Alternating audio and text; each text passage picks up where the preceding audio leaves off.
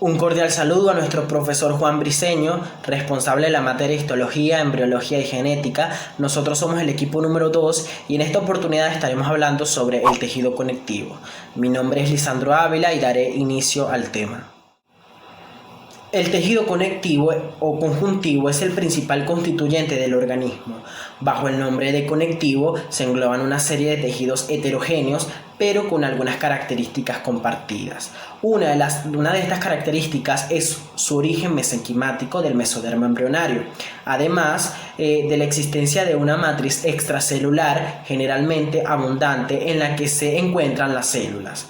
La matriz extracelular es una combinación de fibras colágenas y elásticas y de una sustancia fundamental rica en proteoglicanos y glicosaminoglucanos. Las características de la matriz extracelular son las principales responsables de las propiedades mecánicas, estructurales y bioquímicas de los distintos tipos de tejido conectivo y junto con las células uno de los principales elementos considerados a la hora de clasificar a los tejidos conectivos.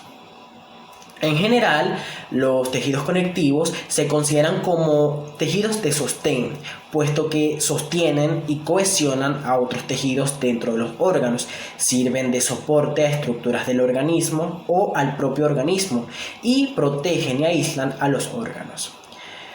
Además, todas las sustancias que son absorbidas por los epitelios tienen que pasar por estos tejidos, que sirven además de vías de comunicación entre otros tejidos, por lo que generalmente también se les considera como el medio interno del organismo. Las células del tejido conjuntivo. Se han realizado diferentes clasificaciones acerca de los diversos tipos celulares que incluye dicho tejido. Una clasificación didáctica es la que agrupa a estas células en células fijas, que son las mesenquimatosas indiferenciadas, fibroblastos y células adiposas, que constituyen una población relativamente estable en el tejido conjuntivo. Y las células migrantes, que son las células plásticas, las cebadas, los macrófagos y leucocitos, que intervienen en los fenómenos de corta duración que ocurren en el tejido conjuntivo, que es el producto de los procesos inflamatorios y alérgicos. Los fibroblastos son las células principales del tejido conectivo y forman una red dentro de la matriz extracelular que produce una amplia gama en componentes de dicha matriz extracelular. También son responsables de la degradación de los elementos extracelulares y así son indispensables en el remodelaje del tejido conjuntivo. Otros elementos celulares son los derivados sanguíneos, como las células defensivas, tales como son los macrófagos, cuya principal función es combatir la infección o introducción de sustancias extrañas. Los pericitos, células de Rowhead o células murales, son células contráctiles que se envuelven alrededor de las células endoteliales, de los capilares y células de todo el cuerpo. Los pericitos se incrustan en la lámina basal, donde se comunican con las células endoteliales de los vasos sanguíneos más pequeños del cuerpo por medio de un contacto físico directo y señalización paracrina. Extracelular es una entidad estructuralmente compleja que rodea y soporta las células que se encuentran en los tejidos de los mamíferos. Esta matriz es un componente de la vida muy importante. Los organismos formados por estas células se distinguen por su capacidad de interconectarse mediante una morfogénesis compleja, que implica asociaciones celulares cooperativas para formar tejidos. Ahí es donde es importante y distintiva la matriz extracelular como componente cohesivo y medio logístico de integración de las diferentes unidades funcionales celulares. Mi nombre es Yelenis Maldonado y voy a hablar un poco sobre el tejido conectivo. El tejido conectivo está compuesto por tres elementos básicos: células, sustancia fundamental y fibras. En conjunto, la sustancia fundamental y las fibras sustituidas fuera de las células forman la matriz extracelular. Es vascularizada, es decir, posee vasos sanguíneos.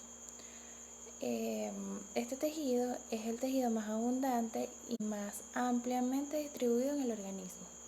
Como ya lo dije, está constituido por tres fibras extracelulares, responsables de sus fuerzas y su resistencia. y las células que están inmersas en una sustancia fundamental. Las células adiposas o adipocitos son células amnióticas encargadas de almacenar y sintetizar los triglicéridos.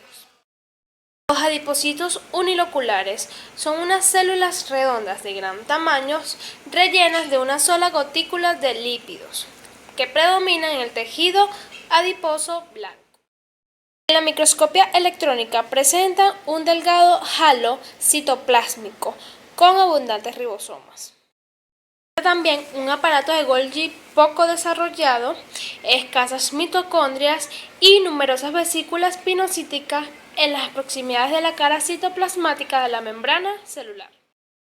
Los adipocitos multiloculares poseen una morfología poligonal, un tamaño menor que los adipocitos del tejido adiposo blanco y numerosas gotículas con lípidos dispersas en su citoplasma. Almacenamiento y liberación de lípidos por los adipocitos.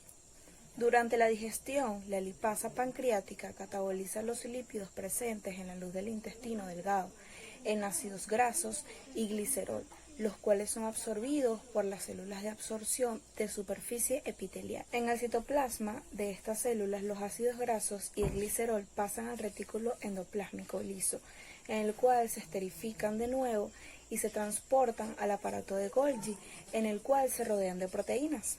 Estos triglicéridos recubiertos de proteínas, los kilomicrones, se liberan hacia la lámina propia del intestino delgado y pasan a unos canales linfáticos llamados lacteales para alcanzar más tarde el torrente circulatorio.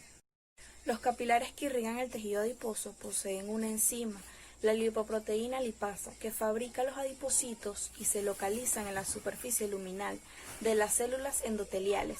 Esta enzima cataboliza los kilomicrones y otros lípidos séricos, como las lipoproteínas de densidad muy baja, que convierten en glicerol y en ácidos grasos. Estos últimos abandonan los capilares, atraviesan la membrana plasmática de los adipocitos y se reconstruyen en triglicéridos, en los que se almacenan en forma de gotículas lipídicas, que es una vía eficaz de bajo peso de almacenamiento de energía. La unión de noradrenalina y adrenalina a sus respectivos receptores en la membrana de los adipocitos provoca la activación del sistema de la adenilato ciclasa, la cual se produce en monofosfato de adenosina cíclico, para inducir la degradación de los triglicéridos de la gotícula de lípidos, por acción de una lipasa sensible a las hormonas presentes en el citoplasma. Los ácidos grasos y el glicerol salen del adipocito para pasar a los capilares. Un diámetro de 20 a 30 micrómetros proviene de células progenitoras de médula ósea que migran al tejido conjuntivo para madurar, subsistir y rara vez dividirse. En estas células son estas células ovoides dotadas de núcleo central, poseen granulos limitados por membranas que confieren la propiedad de metracromasia. Los mastocitos almacenan algunas moléculas farmacológicas llamadas mediadores primarios o secundarios o preformados. Estos son granulos sintetizados y otros mediadores son secundarios con arreglo a las necesidades celulares. Los mediadores primarios son histaminas y heparina en los mastocitos de tejido conjuntivo o bien histamina y condritina sulfato en los mastocitos de la mucosa de la vía respiratoria y aparato digestivo. Las proteasas neutras, tripasa, quimasa, carboxilidasas, clarisulfata B, glucoridasa, sinosinasa, peroxidasa, superóxido distumasa, factor quimiotáctico y eosinofilos y factor quimiotáctico de neutrofilos. Los mediadores secundarios sintetizados a partir de los precursores del ácido araquidónico de la membrana son los del C4, D4 y E4, los tromboxano y tromboxano A2 y tromboxano B2 y las prostaglandinas y prostaglandinas D2. Entre los mediadores secundarios que provienen los precursores del ácido araquidónico figuran el factor activador de plaquetas, las bradicininas, las interleucinas, IL4, IL5 y IL6, y el factor de necrosis tumoral. En lo que es la activación y desgranulación de los mastocitos, se debe tener presente que su membrana plasmática cuenta con receptores de hierro. Estos se encuentran esparcidos, o mejor dicho, proyectados, en todo el espacio extracelular. A su vez, estas células liberan mediadores químicos Estos inducen a una respuesta a la cual se le denomina como reacción de hipersensibilidad inmediata. En algunos casos bastante extremos, esta reacción tiene consecuencias mortales y solamente en este caso se le denominaría como reacción anafiláctica. Entrando a lo que es el proceso de activación y desgranulación de los mastocitos, estos al entrar en contacto con un anticuerpo frente a un antígeno se sensibilizan. Sin embargo, no responden al antígeno en primer contacto. En cuanto tienen el segundo contacto con el tejido conectivo o conjuntivo, el antígeno se une con las pequeñas partículas que se encuentran en la superficie de los mastocitos, esto provocando la unificación y también la proximidad de los receptores. A su vez, estimula la activación de la adenilato ciclasa y la fosfolipasa A2 mediante el factor de acoplamiento a receptores. Por un lado, la adenilato ciclasa se encarga de lo que es la síntesis de AMP cíclico. Esto se encarga de que la concentración citosólica aumente y a su vez induce a la liberación de iones de calcio. Esto desencadena la exocitosis de mediadores preformados mediante el proceso de desgranulación. Por otro lado, la fosfolipasa A2 se encarga de la síntesis del ácido araquidónico, convirtiéndolo en un mediador secundario, y de esta manera pasa directamente a lo que es la zona extracelular o el espacio extracelular. Mastocitos y la respuesta inflamatoria. La liberación de mediadores, tanto primarios como secundarios, por parte de los mastocitos como respuesta a una acumulación de antígenos da origen a una serie de circunstancias y procesos, los cuales son: primero, la histamina actúa como un vasodilatador e incrementa la permeabilidad vascular. Al mismo tiempo funciona como un vasoconstrictor que, además de reducir el diámetro de la luz de los bronquiolos, aumenta la producción de mucosidad. Seguidamente, el tejido conectivo recibe las moléculas del complemento debido a la extravasación del plasma desde los vasos sanguíneos. Las proteasas neutras metabolizan el complemento para convertirlos en macromoléculas que intervienen en la respuesta inflamatoria.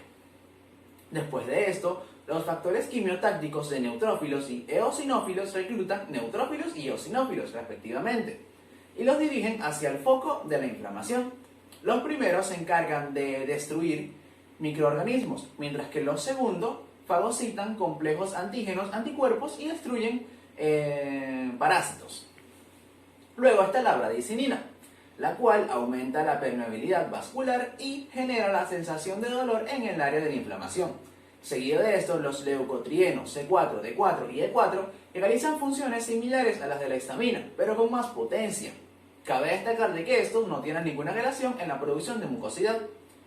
Luego sigue la prostaglandina, la cual incita a la contracción de la musculatura lisa del bronquiolo, lo cual aumenta la producción de mucosidad. Después está el factor activo de plaquetas, el cual recluta neutrófilos y eosinófilos y los dirige hacia el área inflamatoria. También se encarga de aumentar la permeabilidad vascular y actuar como un broncoconstrictor. Y por último está la tromboxona A2, la cual rápidamente se inactiva para convertirse en la tromboxona B2, para así ejercer una acción vasoconstrictora que incita a la agregación plaquetaria. Los macrófagos son células fagocíticas, derivadas de monocitos, y pertenecen al sistema fagocítico mononuclear, un grupo de células derivadas de precursores hematopoyéticos comunes. Los macrófagos se desplazan a lo largo del torrente circulatorio en forma de monocitos y maduran para diferenciarse a macrófagos al pasar al tejido conectivo. A este tipo de macrófagos se les denomina fijos o residentes. Por otra parte, los macrófagos transitorios o libres son aquellos que llevan a cabo sus funciones y después mueren en el sitio en el que han actuado o migran hacia otras regiones. Además de encontrarlos en el tejido conectivo, también se pueden observar en el vaso, ganglios linfáticos, médula ósea y timo. Dentro de los macrófagos fijos podemos mencionar que en los pulmones, los macrófagos alveolares o células del polvo se pueden observar tanto en el tejido conectivo del tabique alveolar como en el espacio aéreo del alveolo. En este espacio barren la superficie para eliminar partículas inhaladas, lo que les da su nombre alternativo. Pero, ¿cómo podemos identificar o reconocer a estas células? Cuando los macrófagos se encuentran en actividad fagocítica, es decir, cuando capturan y digieren compuestos exógenos y residuos celulares, o se desplazan de forma activa, podemos observar, por ejemplo, que en el microscopio electrónico de transmisión, la membrana celular de este macrófago, que suele ser lisa, presenta repliegues. Estos pliegues engloban a las sustancias que serán fagocitadas, además de participar en el desplazamiento activo de la célula, como se observa en la fotomicrografía a mi lado. Por otra parte, en el microscopio óptico y con tinciones convencionales, el citoplasma de esta célula es más llamativo durante la actividad fagocítica. En esta micrografía de macrófagos alveolares, se puede observar en su citoplasma el pigmento pardo de hemosiderina, derivada de eritrocitos fagocitados. Otra característica de los macrófagos es que poseen un núcleo hendido, a veces descrito como con forma de riñón. En la microscopía electrónica también se puede observar vesículas endocíticas, endosomas tempranos y tardíos, lisosomas y fagolisosomas, además de un aparato de Golgi bien desarrollado y RER prominente, o retículo endoplasmático rugoso prominente. Al hablar de las funciones de los macrófagos, aparte de la fagocitosis de microorganismos invasores y residuos celulares y extracelulares, estas células también sintetizan y liberan moléculas de señalización, como el factor de necrosis tumoral alfa e interleuquina 1, además de actuar como células presentadoras de antígenos, que transportan fragmentos antigénicos en receptores de membrana y los presentan a los linfocitos que ponen en marcha la respuesta inmunitaria. Hablarles acerca de las células transitorias. Las células transitorias son células que cambian de forma dependiendo de si se extiende el tejido. Las células transicionales pueden extenderse sin romperse. Recubren los órganos huecos, como por ejemplo la vejiga, también llamadas células transicionales. Ahora bien, células plasmáticas. Es un tipo de célula inmunitario que elabora una gran cantidad de un anticuerpo específico. Las células plasmáticas evolucionan de célula B que se activaron. Una célula plasmática es un tipo de glóbulo blanco. También se llama plasmacito. Su papel consiste en la secreción de grandes cantidades de anticuerpos. Se diferencia a partir de los linfocitos B. Ahora bien, ¿qué son los leucocitos? Los leucocitos son parte del sistema inmunitario del cuerpo y estos ayudan a combatir infecciones y otras enfermedades. Los tipos de leucocitos son los granulocitos, entrando en la familia de neutrófilos, de neosinófilos y basófilos, y los monocitos y los linfocitos, células T y células B. Se originan en la médula ósea y en el tejido linfático. Los leucocitos son producidos y derivados de unas células multipotentes encontradas en la médula ósea, conocidos como células madre hematopélicas, y los glóbulos blancos, mejor conocidos como leucocitos, son las únicas células sanguíneas que se encuentran en todo el organismo, incluyendo la sangre y el tejido linfático. Clasificación del tejido conectivo. Tejido conectivo embrionario. Este consta de una subdivisión, el mesenquimá, o también conocido como tejido conectivo de soporte del embrión, que está conformado por células, como su nombre lo indica, mesenquimatosas, que se encuentran interconectadas por procesos citoplasmáticos. Estas mismas células mesenquimatosas dan origen a diferentes tipos y tejidos como lo son el cardiovascular, muscular, genitourinario, entre otros. Asimismo, durante el desarrollo embrionario se forma el tejido conectivo de los tejidos y órganos en desarrollo. Seguido de esto encontramos que es un tejido no especializado que está ubicado en el embrión, como anteriormente se dijo. El mismo se encuentra durante el desarrollo embrionario para poder llenar los espacios entre las estructuras que se desarrollan a partir de las otras capas germinales. Seguido de esto, para culminar esta subdivisión, encontramos el mucoso o conectivo al cordón umbilical. Como su nombre lo indica, está localizado en el cordón umbilical y no posee gran resistencia mecánica. A comparación de la elevada cantidad de sustancia fundamental rica en proteaglucanos que posee su matriz celular, este no adquiere suficientes células y fibras de colágeno, aunque las células que lo integran son fibroblastos de forma estrellada, y en ocasiones es preciso poder observar o poder ver linfocitos y macrófagos. El tejido conjuntivo propiamente dicho puede dividirse en 4 tipos principales, lo que es el tejido conjuntivo laxo, el tejido conjuntivo denso, el tejido reticular y el tejido adiposo. Cada uno de estos se diferencian por sus rasgos y funciones distintivas. En el tejido laxo o areolar, la matriz extracelular se encuentra formada por una red irregular de fibras de colágenos de tipo 1 y 3, en las cuales aparecen algunas fibras elásticas, largas y delgadas, que se embeben en una sustancia fundamental gelatinosa. Las células que integran este tejido conjuntivo propiamente dicho también se hallan en el tejido conjuntivo laxo sano y reciben sus nutrientes a través del líquido extracelular que se extravasa de los abundantes arteriolas y la cara arterial de los lechos capilares.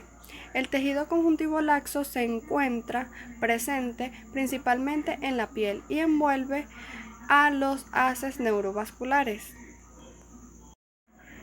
Tejido conjuntivo denso. Las fibras de este tejido son mucho más abundantes y las células más escasas que en el tejido laxo. El tejido conjuntivo denso se divide en regular e irregular, con arreglo a la precisión de la disposición de las fibras que lo integran.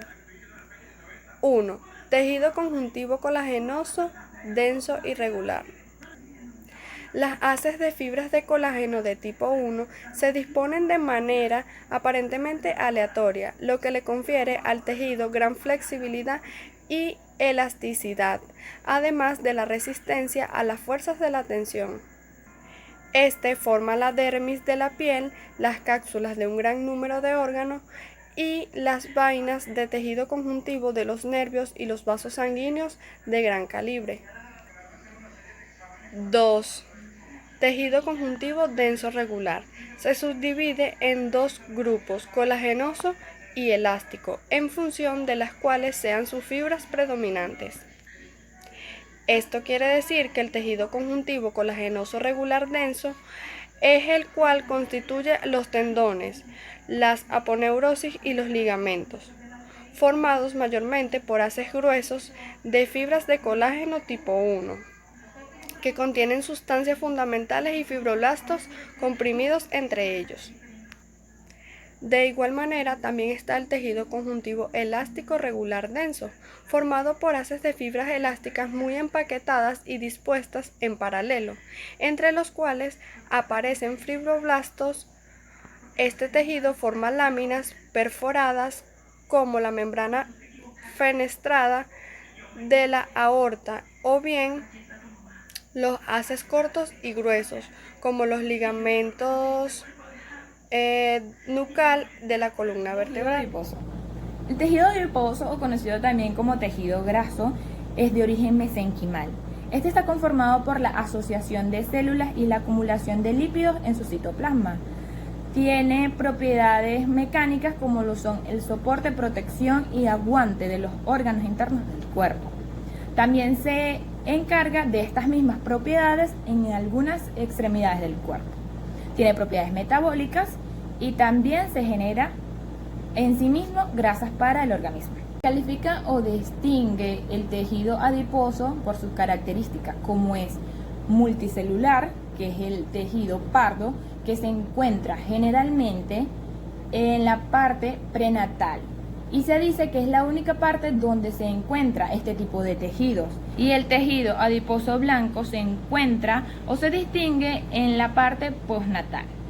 Este se encarga de cubrir las áreas subcutáneas, actúa como almohadilla, generalmente es donde se obtienen o de donde se distribuyen las grasas y nutrientes que se necesitan en sí para el cuerpo. En sí mismo también se encarga de reservar o guardar todos aquellos nutrientes, vitaminas y proteínas que se necesitan en un momento que no se esté ingiriendo ningún tipo de alimento. Tejidos reticulares que contienen principalmente fibras de colágeno de tipo 3 y conforman el marco reticular de algunos órganos, como el hígado, el brazo, la médula ósea, los ganglios linfáticos, los músculos lisos y el tejido adiposo. Los fibroblastos pueden encargarse de la síntesis reticular, aunque la mayoría de las veces los músculos lisos son los que fabrican las fibras de colágeno de tipo 3 de este tejido.